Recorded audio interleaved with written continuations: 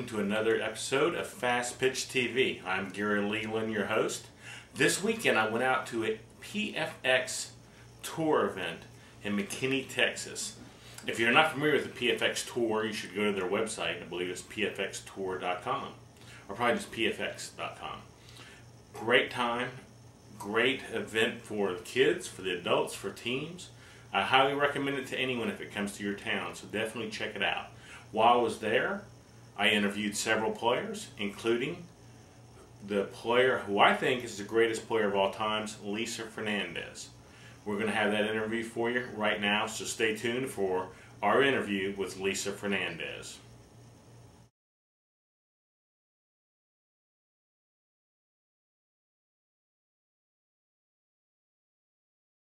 I think what makes the PFX Tour so special for teams to come in is it's the only opportunity you'll get to meet the pros, and you know, that's the interaction that we want to have. We want these kids up close and personal, to have contact with us, to be able to watch us play, to be able to interact with them, and you don't always have that opportunity, especially in professional sports. And here we're trying to bring the game to the fans. For the spectators to come out and watch, you're seeing the top level softball. I mean, this is what it's all about. We want to have a place to play once you're done with college, and this is what we've created, the PFX Tour. So you're going to see the top collegiate athletes to the Olympians that want to continue their career. The size glove that I use personally is a 12-inch, but I play third and I pitch as well, so it's the combination. You just want to make sure you can use a glove where you can get the ball out and be able to make the play as quick as possible. Usually outfielders carry a bigger glove, usually 12.5, and you might have some middle infielders who might have 11.75. So depending on your position will determine what kind of glove you want to use. I use a Fastpitch bat. I use a bat that's designed by Combat, and actually I've designed it, so it's specific to what I feel can make a Fastpitch player as successful as they can be, and I swing a 33-26.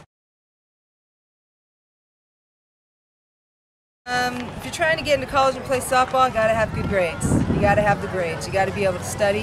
How well you do in the classroom a lot of times dictates how well you are on the field in terms of your work ethic. If you work hard in the classroom, you work hard on the ball field, and that's what a college coach wants to have, is a hard worker who's willing to push the envelope and try and become the best they can be.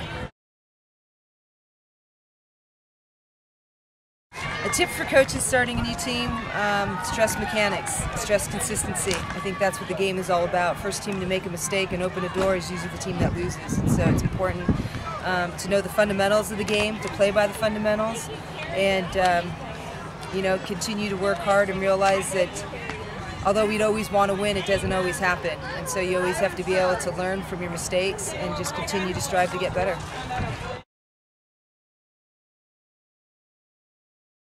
Defense. Yeah, I've had some experiences with some coaches that maybe put limits on what they felt a player was capable of doing or what they felt that I was capable of doing. And you know, I say, hey, the door's wide open. You can achieve whatever dream you want. Doesn't matter where you're from, how big you are, how small you are. If you've got the heart and the hunger, sky's the limit.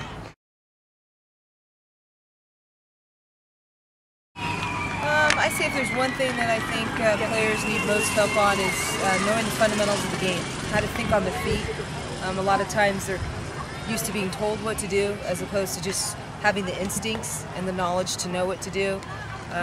You know, when it comes down to it, softball is a game to have fun and to show your instincts and your talents. And you know, having the fundamentals of the game is critical, but you also have to have the instincts of the game. Base running is critical. You know, you're not always going to get the big home run. Sometimes you have to take advantage of a walk, a stolen base, or maybe going first to third, and then hopefully a sac fly can get you in. And so you got to be able to scratch it out, being able to put down a bunt. I mean, some of the finer things of the game that doesn't always just pertain to who can hit the ball the farthest and who can make the diving play, but really who can make the routine play and play the fundamentals of the game. I break in a new glove by boiling hot water. And I take a sponge and I dab my new glove in the areas that I want to be formed or stretched and the leather to be worked in. So I don't soak my entire glove.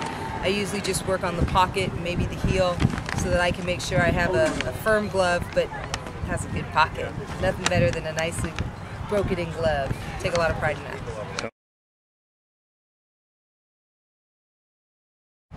I'm very superstitious, so I definitely have a routine. You know, I like to clean out my box, make sure I have a good stance, make sure I can cover the outside corner of the plate, take a few little warm-up swings before I get my signal, and then I get into the box, and I'm ready to go. Dot Richardson.